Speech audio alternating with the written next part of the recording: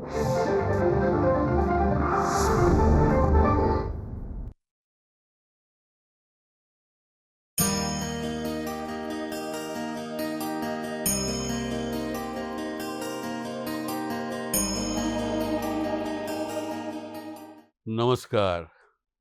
आजच्या मनमोकळे शब्दयात्री या कार्यक्रमामध्ये आपल्याला भेटायला आलेले आहेत.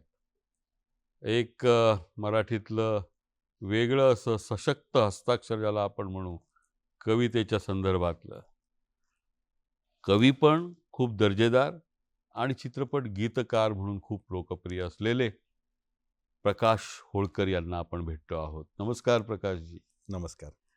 यांच्याबद्दल अशोक नायगावकरांसारख्या मोठ्या कवीनं लिहिताना म्हटलं आहे की त्याचे कोरडवाहू खोल जाणारे डोळे टाहो फोडतात पाण्यासाठी, जनावरे हंबरतात तहानेने. मोठी कविता आहे. लासलगाव बुद्रुक नावाचं शीर्षक आहे त्या कवितेचं. ती होळकरांवर एका मोठ्या कवीनं लिहिलेली, आपल्यापेक्षा वयानं कमी असलेल्या कवीवरची कविता. प्रकाश होळकर हे वैयक्तिक माझे जुने मित्र आहेत. 1990 सालपासून. प्रेक्षकांना जरा एक संदर्भ देतो, सांगतो की 1990 साली अखिल भारतीय मराठी साहित्य संमेलन रत्नागिरीला भरलं होतं आणि तिथे त्या मोठी चाळणी होती नवोदित कवींची. त्या सगळ्या 200-250 कवींमधून बरं का, आपल्याला ते परीक्षक जे होते ते दिग्गज होते. म्हणजे कवी वसंत सावंत, नारायण सुर्वे आणि प्रश्री नेरुरकर. त्यांनी त्या सबंध कवींमधून 5 कवी आपल्याला निवडलं. तुम्हाला आठवत असेल प्रकाश. एक महेश केळुसकर, नीरजा, प्रकाश होळकर, दादा मडकईकर आणि शिवप्रिया सुर्वे, चिन्मयीची बहीण. बरोबर. आणि दुसऱ्या दिवशी म्हणजे निमंत्रितांच्या कवी संमेलनामध्ये आपल्याला पहिल्यांदा संधी दिली त्यांनी. वसंत बापट त्याचे अध्यक्ष होते आणि वसंत सावंत त्याचे सूत्रसंचालक होते. आठवत असेल तो 15,000चा मंडप भरलेला आणि आपल्या सगळ्यांच्या कवितांना खूप दाद मिळाली नवीन कवींच्या कवितेला. आणि तो खूप मोठा चांगला प्रयोग. तिथपासून आपण एकमेकांशी परिचित आहोत, ओळखतो आहोत. आणि दुसऱ्या दिवशी मग त्या बातम्या आणि तुमच्या वडिलांनी ते कोपरीमधून बातमी काढली. मला वाटतं तो तुमचा सगळ्यात मोठा पुरस्कार असेल. 90 साली त्या स्पर्धा आयोजित केल्या होत्या अखिल भारतीय साहित्य महामंडळ आणि रत्नागिरीत. हो ना. आणि त्याच्यातनं आपली ती निवड झाली. बरोबर. तर अनेकांना वाटतं की कुठून हे झालं, परंतु स्पर्धेतनं ते व्यासपीठ मिळवलेलं होतं. आणि दुसऱ्या दिवशी संमेलनाच्या बातम्या आल्या तर कवी संमेलन गाजवलं तर त्या 5 निवडलेल्या नावे कवींनी गाजवलं. अशा बातम्या सगळ्या महाराष्ट्रभर आल्या. खरंच. आणि नंतर पुस्तक संग्रह माझा आला, त्याला खूप पारितोषिकं मिळाले. पण त्यानंतरची त्यावेळची एक गोष्ट मला चांगली आठवते. ती गोष्ट अशी होती की दुसऱ्या दिवशी ज्यावेळेस बातम्या आल्या आणि अनंत दीक्षित यांनी माझ्यावरती अर्ध पान किंवा पाव पान असं एक मोठं आर्टिकल लिहिलं आणि संपूर्ण महाराष्ट्रातल्या सगळ्या आवृत्त्यांना ते छापलं. तोपर्यंत वडिलांना कविता वगैरे ह्या गोष्टी जरा अशा वाटायचे की हा कुठल्या नादी लागला, कुठल्या ह्या गोष्टी छंद याला लागला असं वाटायचं. पण जेव्हा त्यांनी कोपरीच्या खिशातनं कोणी विचारल्यानंतर तो पेपर दाखवायचे आपल्या मित्राला त्यांच्या, किती आनंद, तो जो आनंद आहे, तो आनंद मला कुठल्याही पुरस्कारापेक्षा मोठाच वाटत आला. आणि ते क्षणही मला. पण तुमच्या शेतकरी कुटुंबात ह्याच्या आधी काही कविता बिविता नाही कुठली. तुम्हाला नंतर तर कळालंच की माझ्या घरामध्ये म्हणजे कवितेचं साहित्याचं कुठलंही वातावरण नव्हतं. एक कोरडवाहू शेतकऱ्याचा मुलगा. कोरडवाहू शेतकरी. आणि 10वीला मी नापासही झालो होतो. अच्छा. अरे. 10वीला मी नापास झालो आणि विजय काचरे आमचे मराठीचे तिथे प्राध्यापक होते. त्यांच्याकडे मी दुधाचा रतीब घालायला दूध द्यायला जायचं. सांगा ना. ते मला म्हणाले की अरे प्रकाश दे पेपर. मग मी 10वीचा पेपर पुन्हा दिला आणि मग तो पास झालो. 11वीला प्रवेश घेतला कॉलेजमध्ये. तर त्यांनी फळ्यावरती लिहिलेलं होतं, कुणाकडे कथा, कविता, लोककथा, लोकगीतं असतील तर माझ्याकडे आणून द्या, नक्षत्र नावाच्या नियतकालिकासाठी. काचरे सरांनी असं लिहिलं. म्हटलं आपण तर यांच्याकडे रोज दूध वगैरे घालायला जातो, दूध द्यायला जातो, तर आपले काचरे सरांनीच लिहिलंय. तर म्हटलं आपण काही लिहिलं, काही दिलं तर 4 लोक आपल्याला ओळखतील. तेव्हा कुणालाही वाटतं की 4 लोकांनी, 4 मित्रांनी, मैत्रिणींनी आपल्याला ओळखावं. तर कवितेचा काही छंद नाही, पिंड नाही, काहीच नाही. परंतु तो सगळं दुष्काळी वातावरण होतं त्यावेळेला. विहिरी नाले आटलेले, नदीला पाणी नाही. 2-4 मैलावरनं मी गुरांसाठी पाणी आणायचो बैलगाडीवरती. असं ते सगळं चित्र होतं. आणि एकदा मी शेतामध्ये गेलो आणि मला भेगाडलेली जमीन हो. आणि रुईचं झाड. हो. रुईच्या झाडाला फार ओल लागत नाही, पाणी असलंच पाहिजे असं काही नाही. ते रुईचा पालापाचोळा जमिनीवरती पडलेला, हो. जमीन भेगाडलेली, बर. रखरखीत ऊन. ते चित्र डोळ्यापुढे आल्यानंतर मला ओळ सुचली. कशी सुचली ते असं सांगता येत नाही, पण सांगा मला ना. ओळ सुचली. सांगा. वाळल्या झाडाचा पाचोळा भुईला, वा. फाटल्या भुईचा आधार रुईला. क्या बात. वा. तर मी ती एकच ओळ घेतली, काचरी सरांकडे गेलो, म्हटलं सर कविता. बरं. सर म्हणे अरे एक ओळीची कुठे कविता असते का, अरे. आणि हे तू कुठून लिहिलं? हो. म्हणजे तिथं पंचायत माझी नाही. कुठून लिहिलं म्हटलं, मला सुचलं. ते म्हणे, हो. असं कसं सुचलं तुला? हो. अजून काही ओळी आलं जोडून आण. बरं. मग वाळल्या झाडाचा पाचोळा भुईला, फाटल्या भुईचा आधार रुईला, रुईच्या पाकळ्या पोरींच्या कानात, लाजून हसल्या तळ्याच्या पाण्यात. वा. अशी एक एक ओळ ती नंतर झाली. वा. वा. परंतु वाळल्या झाडाचा पाचोळा भुईला, फाटल्या भुईचा आधार रुईला, याच्यामध्ये आपण दुष्काळाचं चित्र मांडतोय, ग्रामीण भागातलं वास्तव रखरखीत मांडतोय, हे त्यावेळेस मला वाटलं नव्हतं. परंतु ती कविता नंतर छापल्यानंतर समीक्षक म्हणायला लागले की खूप चांगला सूर सापडला. लासलगाव ही आशियातली सगळ्यात एक नंबरची कांद्याची बाजार, कांद्याची बाजार. बरोबर. हो, त्यातलं सुख आणि दुःख सुद्धा एक नंबरचं. एक नंबर. अशा गावामध्ये तुम्ही जन्म झाला, राहिलात, शेती केलीत आणि कविताही केल्यात, बरं का. तर त्या लासलगावमध्ये मला वाटतं त्यावेळी काही वाङ्मयीन वगैरे वातावरण नसेल, नाही, पण फारसं नाही. लोकसंस्कृती आणि लोकगीतं हो. आणि ते असेल. कारण तुमच्या ह्या कवितांमधून जी लोकलय येते, त्याची काय सुरुवात आहे, बीजं काय आहेत ते जरा सांगा. कारण त्यावेळेला नदी नाले आटलेले, घरामध्ये म्हणजे शेतीला काम नाही, तर शेतमजूर सगळ्या बायका कांद्याच्या खळ्यावरती कामाला यायच्या. बरं. आणि त्या शेकडो बायका कांद्याच्या खळ्यावरती काम करत असताना त्यांची सुखदुःखाची गाणी, त्यांच्या गप्पा गोष्टी आम्ही ऐकत आलो. अच्छा. त्याच्यातनं एक वेगळा सूर सापडला. ओके. म्हणजे पाणी मागावे नभाला नभ कोरडे कोरडे, डोई पोटावर भार आणि घागरीला तडे, पाणी शोधता शोधता जीव घाबरा होताना, गाई गुरांचा हंबर सांज भरून येताना, साऱ्या रानाचा उन्हाळा दिस एकटा एकटा, हो, हो. पान झऱ्याच्या वाटेला पायी इखाराचा काटा, वा. काटा गोंदून पायात पुरी मागतात पाणी. ह्या ज्या मुली पाणी आणायला 2-2 मैलाची पायपीट करायचे, हो. काटा गोंदून पायात पुरी मागतात पाणी, येती ओठावर आता भिज पावसाची भिज गाणी, पावस. पाणी मागावे नभाला नभ कोरडे कोरडे, हो. डोई पोटावर भार आणि हो. घागरीला तडे. हो. ही जी कविता आहे, ही तर सगळ्या सुखदुःखाचे त्या बायका, त्या मुली त्या डोळ्यांनी बघितल्या, त्याच्यात लिहिलं. म्हणजे वास्तव कवितेतलं जे आहे ते काचरे सरांनी मला सांगितलं, खरं. की जे दिसतं डोळ्याला, जे खरं. रखरखत आहे, जे हो. जगतोय, ते कवितेत आलं आणि पाहिजे. कोरडे नक्षत्र हा पहिला पहिला कविता कविता संग्रह, संग्रह. त्याची सिद्धता कशी झाली? हो. म्हणजे महानोर दादांचं कसं तुम्हाला आशीर्वाद मिळाले, हो. त्यांनी कसं पुढे तुमची वाटचाल सुरू नाही, केली? तोपर्यंत मी कविता लिहित होतो, ह्या कवितांचं पुस्तक येईल, तेही पॉप्युलर सारख्या मोठ्या प्रकाशकाकडनं येईल असं मला त्यावेळेस वाटलं नव्हतं. परंतु कविता जेव्हा काचरे सरांनी अनुष्टुबला पाठवली, आणि एका दर्जेदार नियतकालिकाने माझी पहिली कविता छापली. डॉक्टर रमेश वरखेडे त्यावेळेला संपादक होते. हो. आणि त्यावेळेला अधिदेशक नाधो महानोर, पुरुषोत्तम पाटील, भाषाशास्त्र अशोक केळकर, मसू पाटील, अशी सगळी मंडळी, दिग्गज मंडळी त्या कमिटीवरती काम करायचे. त्यांना कविता आवडल्या निवडलेलं तर ती छापायला पुढे द्यायची. हो. त्यांना आवडलेली कविता अनुष्टुबला आली आणि अतिशय नामांकित मान्यवर कवींबरोबर मला ते कवितेचं त्यावेळेला जागा मिळाली. परंतु अनुष्टुब हे वाङ्मय नियतकालिक आहे. बरोबर. माझ्या डोक्यात मला वाटायचं की खूप लोक ओळखतील, खूप कुठेतरी ते छापून येईल. परंतु वाङ्मय नियतकालिकाचा जो दबदबा असतो, त्याच्यात छापून येण्यात जे काही मिळतं ते माझ्या वाट्याला फार लवकर आलं आणि त्याच्यामुळे फार चांगल्या साहित्यिकांमध्ये मला स्थान मिळालं किंवा त्यांचं प्रेम मला मिळालं. हे सगळं चालू असताना तुम्ही पुढे कुसुमाग्रज प्रतिष्ठानशी जोडले गेलात वगैरे. नंतर तुमच्या मित्रमंडळींमध्ये सयाजी शिंदेसारखा एक मोठा अभिनेता आणि तुमच्या कवितांचा ज्यांनी कार्यक्रम केला, तो आला वगैरे, खूप मित्रमंडळी आली. त्यांच्याबद्दल आपण जाणून घेऊया पुढल्या टप्प्यामध्ये.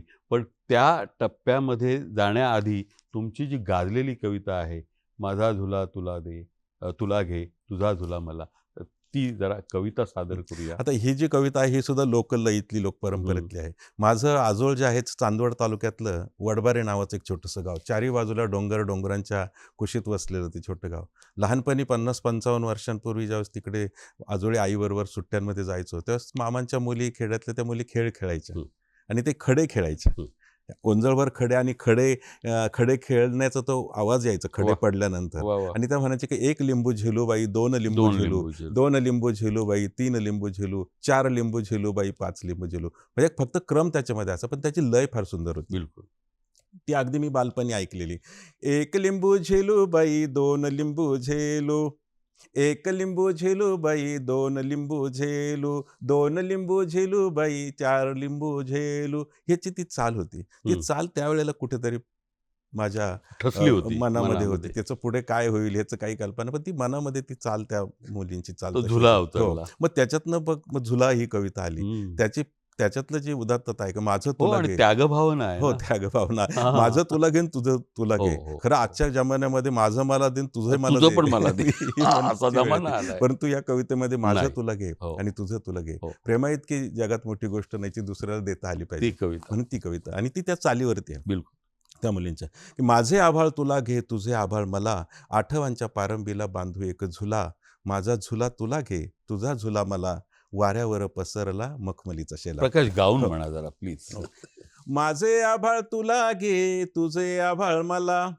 माझे आभाळ तुला घे, तुझे आभाळ मला. आठवांच्या पारंबीला बांधू एक झुला. वाह! आठवांच्या पारंबीला बांधू एक झुला. माझा झुला तुला घे, तुझा झुला मला. माझा झुला तुला घे, तुझा झुला मला. वाऱ्यावर पसरला मखमलीचा शेला. आहाहाहा! क्या बात है! वाऱ्यावर पसरला मखमलीचा शेला. माझा शेला तुला घे, तुझा शेला मला.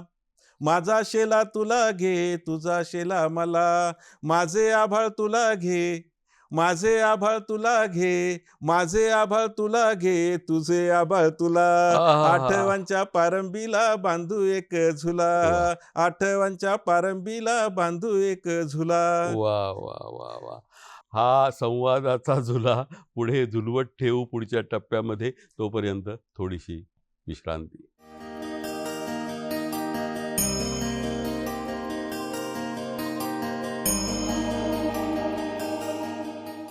कवी प्रकाश होळकर हे साहित्याच्या क्षेत्रामध्ये म्हणजे चळवळींमध्ये आणि साहित्यविषयक उपक्रम पुढे चालू ठेवण्यामध्ये गेली कित्येक वर्ष कार्यरत आहेत. आज ते कुसुमाग्रज प्रतिष्ठानचे उपाध्यक्ष आहेत. राज्य शासनाच्या भाषा सल्लागार समितीचे आपण सदस्य आहात. साहित्य आणि संस्कृती मंडळ, राज्य साहित्य आणि संस्कृती मंडळ त्याचेही सदस्य आहात. ही सगळी कामं आपण तुमची कशी चाललेली आहेत त्याबद्दल जाणून घेणार आहोतच. पण तुम्हाला ना ज्यांनी मूळ खूप असा म्हणजे काय म्हणू आपण वाङ्मयीन आधार दिला, प्रेरणा दिली आणि तुमच्या वर एक असं वाङ्मयीन छत्र ठेवलं, ते मराठीतील प्रख्यात कविश्रेष्ठ असे नाधो महानोर. रानगंधांचे गारुड असं तुम्ही त्यांच्या वाङ्मयीन पत्रव्यवहाराचं निवडक पत्रांचा संग्रहसुद्धा आता ग्रंथसिद्ध केला. त्या महानोर दादांच्या आठवणी जरा. खरं तर माझं नंतर मग कॉलेजला गेलं, महाविद्यालयात गेल्यानंतर वाचन वगैरे वाढलं. महानोरांच्या कवितांचा मला खूप आवडायला लागल्या. परंतु किर्लोस्करजी तुम्हाला माहिती महानोर निसर्ग कविता दादांच्या आहे. म्हणजे आम्ही तर हो, दादाच म्हणतो, सगळे दादाच हो, म्हणायचे. आम्ही पण. परंतु दादांच्या सगळ्यात मला मोहिनी कुठल्या कवितेने पडली असेल? हं. नांगरून पडलेली जमीन सर्वत्र नुसता शुकशुकाट, एखादे चुकार चुकार वासरू आणि कुठेतरी उद्ध्वस्त घाट. उद्ध्वस्त घाटालगतच्या घाट. वैरान माळावर. म्हणजे हे जे ते ज्या दुष्काळाचं जे वर्णन आहे, त्याने मी अगदी हलून गेलो. रानातल्या कविता रानातल्या संग्रहामध्ये कविता, शेवटची कविता शेवटची आहे. कविता. बरोबर? म्हणजे, 5वी किंवा अशी काही बिलकुल, कविता. हां. बिलकुल. तर ही कविता म्हणजे या नभाने या भुईला दान द्यावे आणि ह्या माझ्या पापणीला पुरे यावे, ही तर आहेच. वा. परंतु अशा अनेक निसर्ग कविता आहे. परंतु मला हलवलं असेल तर नांगरून पडलेली जमीन सर्वत्र अगदी. नुसता शुकशुकाट. आणि मी दादांना भेटायला गेलो. पळसखेडला. पळसखेडला भेटायला गेलो. बरं. फार जुनी गोष्ट आहे ती. म्हणजे ते त्यावेळेस मी लिहित होतो. फार काही कुठे छापून आलं अशातलाही भाग नव्हता. आणि मळ्यामध्ये मी त्यांना भेटायला गेलो. तर ते म्हणाले, काही कविता वगैरे लिहिल्या का, लिहिल्या असतील तर मला दाखव. तर बरोबर मी काही नेलेलं नव्हतं. नंतर मी कधीतरी 1-2 वर्षांनी परत पळसखेडला गेलो आणि त्यांना काही कविता ज्या होत्या छापून आलेल्या त्या त्यांच्याकडे दिल्या. आणि त्या म्हणाल्या, या फार चांगल्या कविता आहेत, वेगळं तू काहीतरी लिहिलंय, लिहित राहा. शाबासकी दिली. आणि ते मी लिहित गेलो. दादांचं मैत्र, दादांचं प्रेम एवढं मला मिळत गेलं पुढे, अगदी शेवटपर्यंत मिळत गेलं. परंतु मी दादांच्या मळ्यात गेल्यानंतर वरती त्यांच्या मळ्यामध्ये काही खोके, काही शेतामध्ये वापरलेल्या खताच्या गोण्या, त्याच्यामध्ये सगळं भरलेलं नाही, असं वरती ठेवलेलं दिसायचं. मी एक दिवस त्यांना म्हटलं, दादा याच्यात काय आहे? तर दादा हसल्या, काहीतरी आहे. म्हटलं काय आहे ते? किती मी दरवेळेस येतो बघतो ते खोके वगैरे सगळे.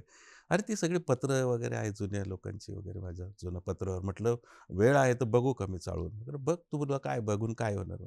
मी एक त्यातला खोका काढला, ते गोणी काढली आणि तिथे मळ्यामध्ये बघितलं. तर माझ्या लक्षात असं आलं की विजयराजाध्यक्ष, भालचंद्र नेमाडे, चंद्रकांत पाटील, हो, पुरुषोत्तम पाटील, हो, हो. लता मंगेशकर, अशी सगळी जुनी नरहर कुरुंदकर, अशी खूप दिग्गज लोकांची समृद्ध समृद्ध अशी संस्कृती. परंपरा बरोबर. पत्र. खरंच. परंतु ती खूप जीर्ण हं, झालेली, हं. वाळवी लागलेली, काही फाटलेली, उंदरांनी कुरतडलेली, असं सगळं होतं. तर मी दादांना म्हटलं, "दादा हे मला जर दिलं तर मी हे सगळं साफ करून व्यवस्थित लावेल." तर ते म्हणाले, "काय करशाचं?" म्हटलं, "मला द्या, मी गाडी आणलेली घेऊन बरं, जातो." बरं, आणि मी बरं. ते घरी घेऊन आलो बरं. आणि त्याची सगळी फाईल तयार केली.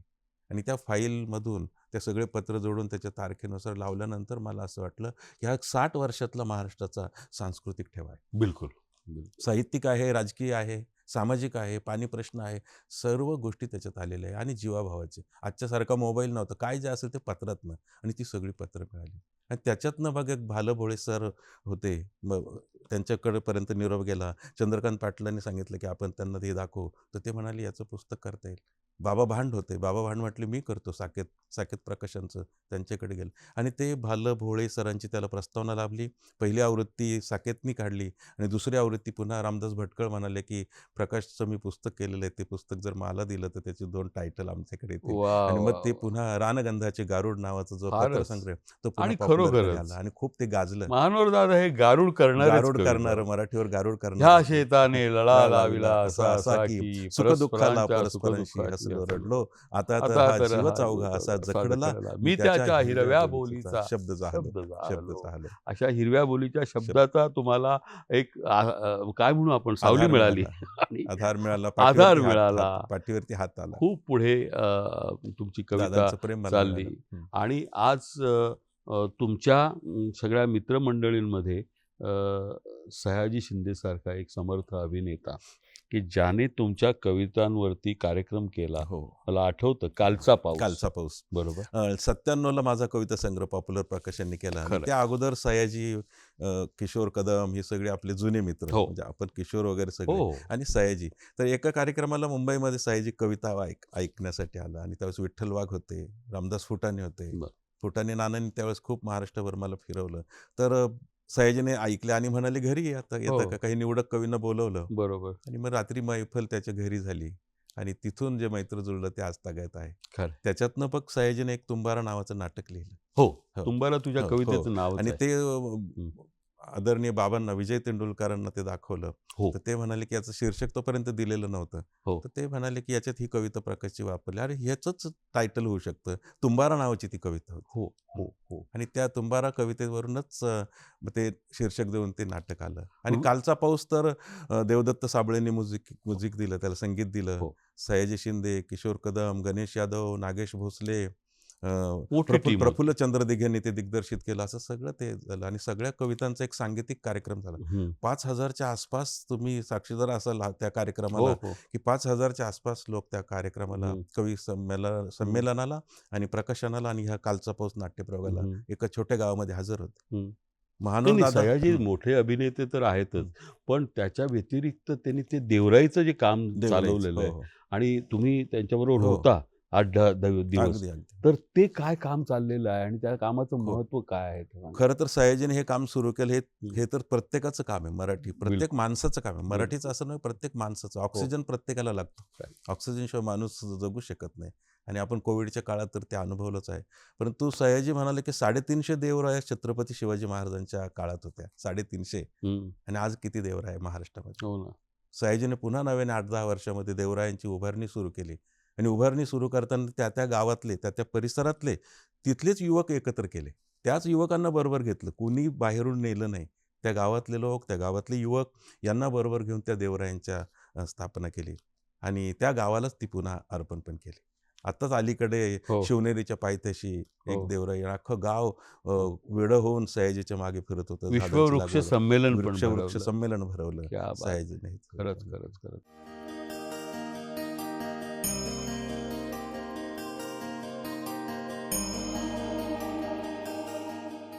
चित्रपट क्षेत्रामध्ये म्हणजे गीतकार म्हणून सुद्धा प्रकाश होळकर यांचं खूप मोठं नाव आहे आणि चित्रपट तुम्ही जवळ-जवळ 12-15 चित्रपटांची गीतं लिहिलीत. त्यापैकी काही म्हणजे बरेचसे रिलीज झाले, 2-3 रिलीज व्हायचे आहेत. मार्गावरती आहे. पण ह्याची सुरुवात कशी झाली? गीतरचना करावीशी का वाटली? खरं तर मी गीतरचना आणि हेही माझ्या मनाशी नव्हतं. बरं. कविता संग्रह आल्यानंतर तो वाचनात आला. पितांबर काळे आणि प्रताप गंगावणे. प्रताप गंगावणेंच्या वाचनात आल्याने ते एक जुळवाजुळव असं कृषी जीवनावरती चित्रपटाचं करत होते. सर्जा राजा नावाचा तो चित्रपट होता. बरोबर. आणि जांभूळ आख्यान ज्यांनी म्युझिक दिलं, हो. संगीत दिलं, ते अच्युत ठाकूर त्याचं संगीत करणार होते त्या अच्युत काय चित्रपटाचं. ठाकूर. वाह! आणि क्या बात! त्याच्यामधली माझी पाणी मागावे नभाला जी मी कवितेचा उल्लेख केला, ती कविता त्यांना फार आवडली प्रताप गंगावणेंना. हं, तर ते हं. म्हणाले, "ही कविता आम्ही चित्रपटात वापरू का?" हो. मी म्हटलं, "काय हरकत नाही." त्यांनी एक माणूस पाठवला, प्रतिनिधी नाशिकला, आणि म्हणाले, "काय वापरा." पण त्यांनी नंतर अजून 1-2 गाणी करायला सांगितली. ती मी ते संग्रहातलीच, नव्यानं काही लिहिलं अशातला भाग नाही. कोरडे हं, नक्षत्रातल्याच कविता आणि ओळींची नंतर पुढे गाणी झाली. हं. तर सर्जा राजापासून सुरुवात झाली. तर सर्जा प्रताप राजापासून. गंगावणेंनी मला संधी दिली. वाह, वाह, वाह, पितांबर वाह! काळेंनी संधी दिली. हां, पण हां. नंतर मात्र मंगेश हडवळे बरं. यांनी टिंग्या. टिंग्या अरे ते चित्रपट केला. राष्ट्रीय पारितोषिक मिळालं राष्ट्रीय पारितोषिक, 3 येस. राष्ट्रीय पारितोषिक, म्हणजे रजत खरंच. कमल श्यामची नंतर मिळवणारा चित्रपट, हो, हो. असं त्याचा उल्लेख झाला. बिलकुल. म्हणजे जवळजवळ 20-22 तर राज्य शासनाचे आणि महाराष्ट्रातले पुरस्कार, म्हणजे गोवा फेस्टिवल, पुणा फेस्टिवल तो पहिला आला. राष्ट्रीय पारितोषिकं मिळाली. तर त्या चित्रपटाचं गाण्याचा मला भाग होता आला.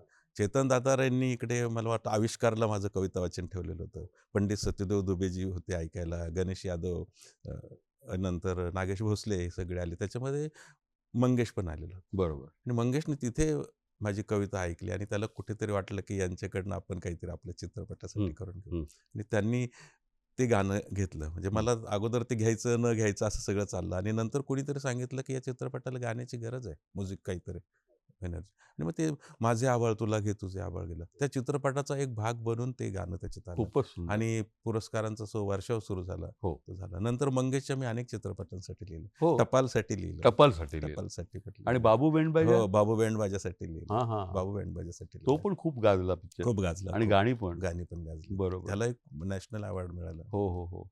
त्यालाही पारितोषिक ही मिळालं. गाणी लिहिताना गीतकारासमोर काय आव्हान असतं? लोकांना जरा सांगा. आता टपाल चित्रपटाचे जे आहे ते मंगेश हडोळेंनी मला सांगितलं, की त्याच्यातला जो पोस्टमन आहे, मध्यवर्ती भूमिका, त्याला मूलबाळ नाहीये. हं. आणि त्या चित्रपटाचं गाभा जो गाणं आहे, महत्त्वाचं गाणं, हं, तर ते त्याच्यात आलं पाहिजे. त्याला हं. मूलबाळ नाही, आणि ते अस्वस्थता दोघांच्या आई-वडिलांची आहे. बरं. मी माझ्या आजोळी वडबऱ्याचा उल्लेख केला. तिकडे माझ्या एका मामींना अपत्य नव्हतं, हां. आणि त्यांची जी अवहेलना, त्यांना जे टोचून बोललं जायचं, ते बरं. कुठेतरी बालमानवाला मला सुद्धा हो, हो. लागलेलं होतं. म्हणजे एकदा तर असं ऐकलं होतं, म्हणजे लहानपणी हां. माझं, म्हणजे माझ्या माझ्या आठवणीत खूप गोष्टी राहतात. बरं, तर बरं. त्या मामींना कोणीतरी असं म्हटलं होतं, की अ, राजूबाई, ही 2 दिवसाची सावली आहे. अरे! म्हणजे ती त्या हो, हो, मुलीला हो. जवळ घ्यायची हो, सारखं त्याने. हो. 2 तर कोणीतरी दिवसाची बोललं, की ही सावली आहे. 2 दिवसाची सावली आहे, काय निघून जाईल असं. आणि ते कधीतरी ऐकलं, मी चित्रपटात वापरलं, की 2 दिवसाची सावली आली माझ्या अंगणात, सुखाच्या फुलांची बाई झाली बरसात. वाह! आणि ह्या प्रकाश. गाण्याला मला रेडिओ मिर्ची, वाह, वाह! फिल्मफेअर अवॉर्ड, मटा वाह, वाह! सन्मानला नामांकन मिळाली. राज्य सरकारचं गदी आठवतंय? माडगूळकर, सगळं गाणं आठवतंय? नाही, त्यातले माझे, हां. मीच यशोदा होऊन आली माझी स्वप्नात वगैरे. वाह, साय वाह! कोवळ्या दुधाची उद्या आटून जाईल. त्यातली जी ओळ साय आहे, कोवळ्या साय दुधाची कोवळ्या दुधाची उद्या उद्या आटून आटून जाईल. जाईल, ऊन सावलीचा खेळ माझ्या ओटीत राहील. हो, हो, हो. मीच यशोदा होऊन आली माझ्या स्वप्नात, सुखांच्या फुलांची बाई झाली बरसात. वाह, वाह! असे ते शब्द होते. किती छान. आणि लोक चित्रपट बघून बाहेर आल्यानंतर त्या गाण्यांनी त्यांचे डोळे पाणवलेले मी बघितलेले होते. प्रश्न नाही, प्रश्न या नाही. पद्धतीनं वाह, ते वाह, वाह! गाणी करता आली. नंतर पुढे मग नाना पाटेकरांच्या नाममात्र फाउंडेशनचं जे हो, काम होतं, त्याचं त्याचे तुम्ही त्या मालिकांची गाणी मी मालिकेचं केली. ते हो. गीत लिहिलं त्याची तुम्ही. गुलराज सिंग यांनी संगीत दिलं, हां, हां, आणि हां. ती पण गाणी खूप चांगली तो काय झाली. अनुभव सांगा ना तो जरा? ते मकरंद अनासपुरे आणि नाना पाटेकर बरोबर. यांचं ते नाम हो, फाउंडेशनचं, माहिती तर आहे ते मला. काम लोकांपुढे यावं म्हणून त्यांनी मालिका केली. आणि त्या मालिकेचं गीतलेखन मी करावं असं मकरंदची यांची इच्छा होती. हं, कारण शेतीचं जगणं, हं, जीवनातलं जगणं, हं, हे माझ्या जवळ होतं, आणि ते मला ते करता आलं. हं, ते खूप म्हणजे प्रशंसनीय का झालं. हं. त्यांच्या गोष्ट छोटी डोंगराएवढी या हां, चित्रपटाचं, गोष्ट छोटी हो, डोंगरावळी. ते ते निळूभाऊंचा हो, शेवटचा निळूभाऊंचा चित्रपट ना? शेवटचा चित्रपट. अरे! गोष्ट छोटी डोंगराएवढी, शेतकरी आत्महत्या हो. आणि शेती, खूपच ह्याच्यातलं मोठा ज्वलंत प्रश्न. असा तो विषय होता. त्याच्यातलं जे मुख्य गाणं आहे, ते मला लिहायला सांगितलं. कुठलं गाणं ते? त्यातलं जे गाणं आहे, हां. गोष्ट छोटी डोंगरा एवढी, टायटल सॉंगच हो, करायचं होतं. हो, मला ते हो. अवघड वाटायचं, गोष्ट छोटी डोंगरा एवढी असं. पण ते म्हणाले, "नाही, तुम्ही करा." आणि ज्यावेळेस ती आत्महत्या त्या चित्रपटातली पहिली घडते, आणि सगळा घरात अंधार पसरून जातो. एक बरं. करता माणूस जातो.